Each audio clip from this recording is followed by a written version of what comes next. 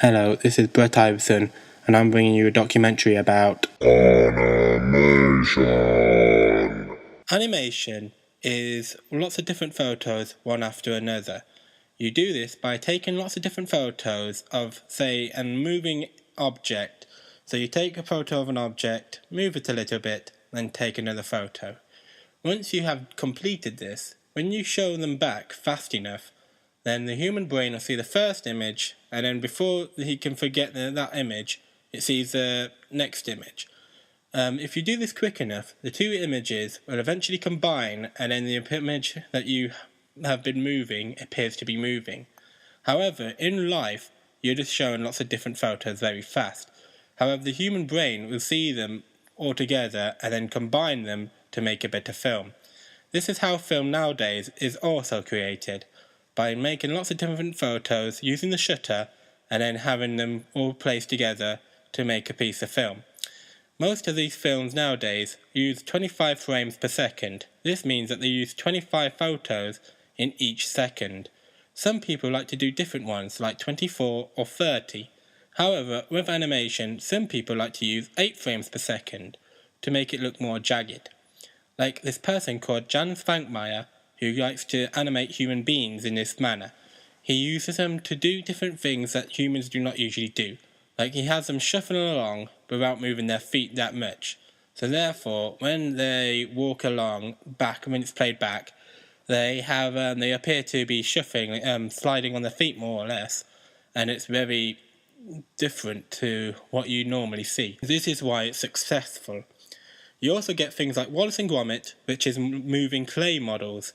That is also very different because you don't usually see clay move. So with animation, you can pretty much go to extreme lengths. I mean, you can even use film with animation, because technically film is animation if you think about it. Because without animation, film wouldn't exist, because animation started it all off more or less. Because with animation, they did it with cartoons, and then they realised, hang on, if we do this with film, then it will also seem. You have to have like a break between each photo. I mean, that break could be just a little second, even a half a second of blackness or whatever.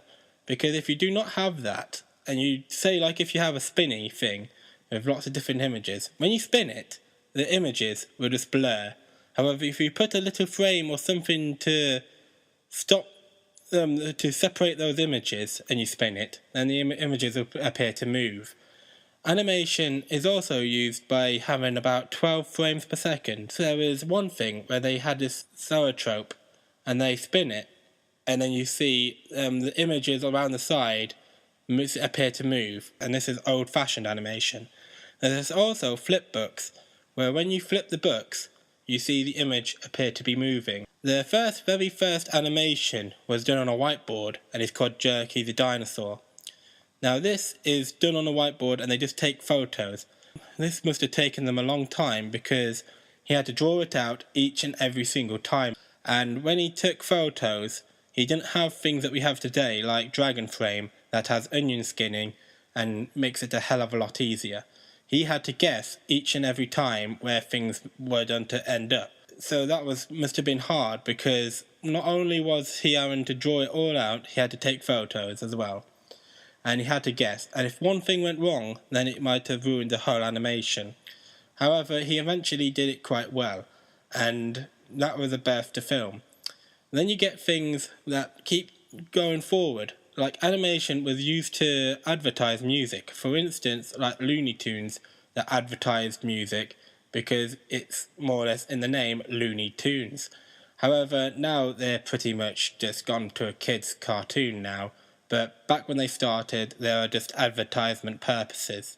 Then there came along Betty Bopp, which liked to fuse real life into animation. Like they had real cars that started to giggle, and bridges laughing, and lots of different things. And this also made a big impact on the world, because, well, no one sees a laughing car usually.